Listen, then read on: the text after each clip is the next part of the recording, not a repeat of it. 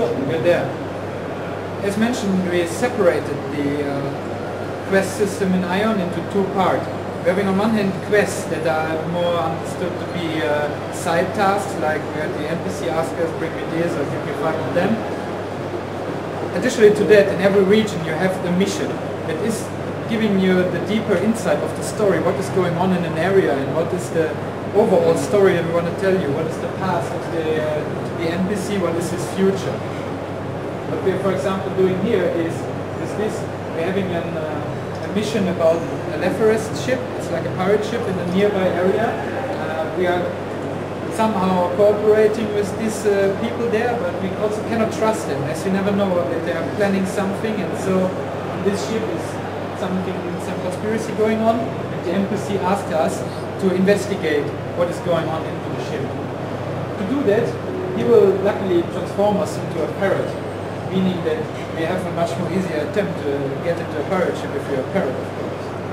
So it also allows us to introduce you to a system that we implemented. It's called the polymorph system.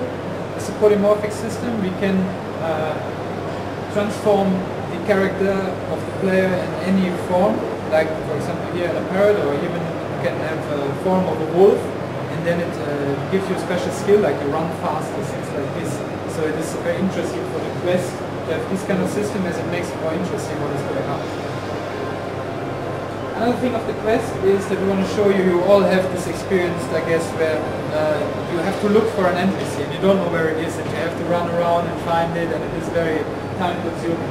What we're having here is a dictionary. It means in the quest log you're having hyperlinks, and when you're clicking them you get deeper information about the NPC or the location that you have to look for, and you will even have a locate button that you can click on, and then it shows you where is the place you have to go, and where it gives you even a small arrow so that you don't have to look always on the map, and it makes it much easier to achieve the goals in the game. We even have here overlay map, so if you want to have a look at the map you don't need to always stop, and so we're here. Yeah. We're here at the ship now, and we can continue with the mission. As you see here, we're also using cutscenes to enhance the immersion of the player, to give him more interesting insight. Here we're following now the discussion of the Leforest. The conspiracy is in reality going on, and they plan to bomb an outpost of the Elios. So unluckily they have also a parrot there, and this parrot is very smart, as you will see that we are not a real parrot, and suddenly our cover will be blown. Okay. Also there will be voiceover. Unfortunately we can't show you the voiceover now here because it's a localization build, but we are working hard on this to do it. So as you see here, our cover is blown. Normally we would now go in with our big sword and tell them that it's not a good idea to place a bomb in our outpost, but as you saw the flying, the fighting, to show you another important part of the game, it's the flying. For the flying, we moved to Internen. That's an high-level area of the Elios, and unlike in any other MMO, every character in Aion is enabled to fly.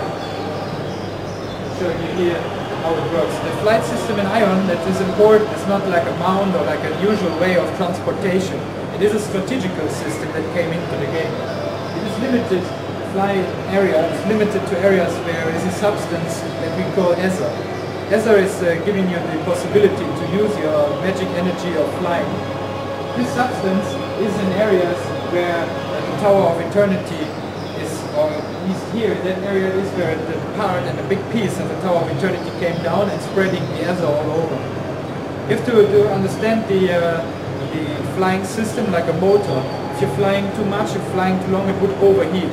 Therefore you have a limited time you can fly, and you have to cool it down after the flight. The thing is that you have different skills that are attached to the flying. Like you can have skills for air-to-ground attack, air-to-air attack, or special abilities like a higher critical hit rate when you're in flight. And therefore you need really to take care to use your flying wisely by attacking only then when your opponent, for example, is not just thinking that he will do it, or that when he already used all his flight time and this kind of things. The flying is introduced at the level 10, that is quite at the beginning of the game, and it comes to its highest in the Abyss. In the Abyss, that is the PvP versus E zone, that is where the massive castle siege is going on, where the direct confrontation between Asmodeans and Ilios, and of course also the Balor takes place.